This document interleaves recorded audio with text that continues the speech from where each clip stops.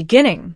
The desert stretched endlessly, dunes rolling like waves frozen in time.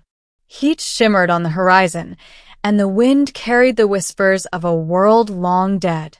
Dax Marrow trudged across the sand with his scanner strapped to his chest, the machine chirping faintly as it searched for salvage. He was a scrapper, one of thousands eking out a living on the shattered planet of Varos 4. Once, Varos had been a jewel of the galactic frontier, lush forests, sprawling oceans, great cities gleaming under twin suns. Now it is nothing but sand and stone, ruined by wars fought centuries ago. Salvagers like Dax sifted through its bones. Sometimes you found scrap metal worth a few credits. Sometimes ancient tech that could fetch a fortune. And sometimes, if luck was kind, you found relics of the old wars, dangerous, priceless, and forbidden.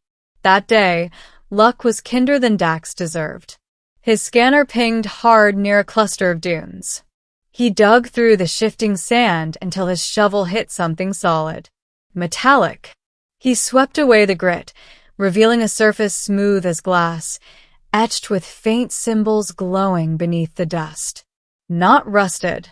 Not decayed. Alive. Curiosity burned through him. He kept digging, sweat streaking down his face until the shape revealed itself, the curved hull of a buried ship. A massive one. By nightfall, he had uncovered a hatch. His fingers brushed symbols along its edge, and to his shock, the panel hissed open. Air exhaled from the chamber, stale but breathable. Inside, the corridors glowed faintly with dormant lights. The architecture was sleek, alien yet oddly familiar. Dax's boots echoed against polished metal floors as he ventured deeper, heart pounding. He reached the bridge, a cavernous room with towering screens and a command chair at its center. As he stepped forward, the entire ship stirred. Lights blazed to life. Consoles hummed. Stars flickered across holodisplays. Then a voice, deep and resonant, filled the chamber.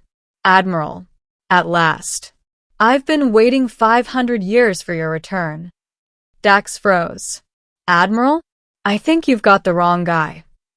The ship ignored his protest. Admiral Kalen Vaynar, Supreme Commander of the Ninth Fleet. Identity confirmed by genetic match. Systems online. Orders? Dax's breath caught. Genetic what? Middle. Over the following hours, the ship explained. Its designation was Arivos, a dreadnought from the age of the Old Wars. It had gone missing during the siege of Varos Prime, presumed destroyed. But instead, it had buried itself beneath the desert sands, entering stasis until its commander returned. That commander, according to its records, was Admiral Kalen Vaynar, a legend, a war hero who had led fleets against the Dominion, who had vanished mysteriously at the war's turning point. And now, 5 centuries later, the ship's systems confirmed that Dax, scrapper, nobody, orphan raised in desert slums, shared the Admiral's genetic signature.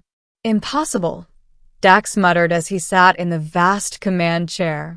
"I'm not him. I don't even know how to fly a shuttle, let alone this monster." "You carry his blood," Arivos replied calmly. "That is enough. The fleet awaits." "There is no fleet," Dax snapped. "The war ended centuries ago. Everything's gone." The ship was silent for a long moment, as though processing grief. "Then we will rebuild. With you." Dax tried to walk away. He had every reason to.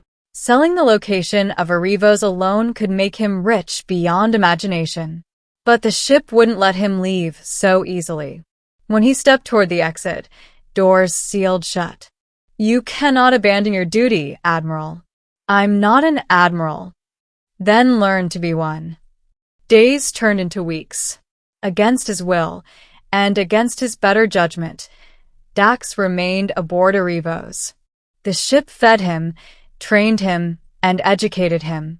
Its AI walked him through tactics, history, the horrors of the old wars. It projected simulations of battles, drilling him until he could command squadrons with precision. At night, Dax dreamed strange dreams, memories not his own. Fleets burning across starfields. The voice of men and women calling him Admiral. The weight of command, crushing and exhilarating all at once. Was it possible that fragments of Kalen Vaynar's mind lived on in his blood? Or was the ship planting them there, reshaping him into something he wasn't? He didn't know. He only knew that each passing day, he felt less like a scrapper and more like the figure the ship believed him to be. And then came the outsiders. A band of raiders, hunting salvage, stumbled across the dunes. Dax spotted them on the ship's external sensors. A dozen men, armed and ruthless, dragging hover sleds for loot. If they found a Revos, they'd strip it for parts. Or worse, sell it to warlords. Dax panicked. He wanted to hide, but Erevos' voice was steady. Admiral, shall I eliminate them? No, Dax said quickly. Don't kill anyone. Then what are your orders? Dax swallowed hard. His first command. He hesitated, then whispered. Scare them off. The dreadnought obeyed. From beneath the sand, cannons rose like the fangs of a beast. Warning shots seared across the sky, blinding arcs of plasma that turned night into day. The raiders fled screaming, abandoning their gear. When silence returned, Dax sat trembling in the command chair. He had done it. He had commanded a ship older and more powerful than anything left in the sector. And for the first time, he felt something stir in his chest. Pride. But power never stays hidden. Word of strange lights in the desert spread quickly. Rumors reached warlords, syndicates, even the fractured governments of the sector. Soon, ships circled above the dunes, searching. Dax realized with growing dread, the galaxy wasn't done with Erevos. And neither was Erevos done with him. You cannot hide forever, Admiral, the ship said. Your enemies are gathering, just as they did 500 years ago. Only you can lead the resistance. Dax shook his head. There is no resistance. There's just me. There is always resistance, Erevos replied. You need only light the fire. Ending. The fire came sooner than Dax expected. A fleet descended one dawn. Pirates united under the crimson banner, hungry for whatever power the desert concealed. They deployed troops, drilling into the sand to uncover the ship. Explosives shook the hull. For the first time, Erevos trembled. They will breach within the hour, the AI warned. Dax stood in the command chair, heart hammering. He could still run, escape through hidden tunnels, vanish into the dunes. Let the pirates take the ship, let the galaxy devour itself. But when he looked at the consoles, at the glowing runes of the Cretharian systems, at the waiting steel giant that had trusted him, he knew he couldn't. He sat down, gripped the controls, and gave his first true order.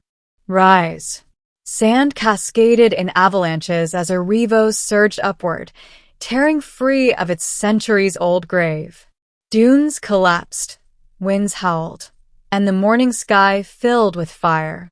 The pirates gaped as the dreadnought emerged, its hull gleaming with blue light.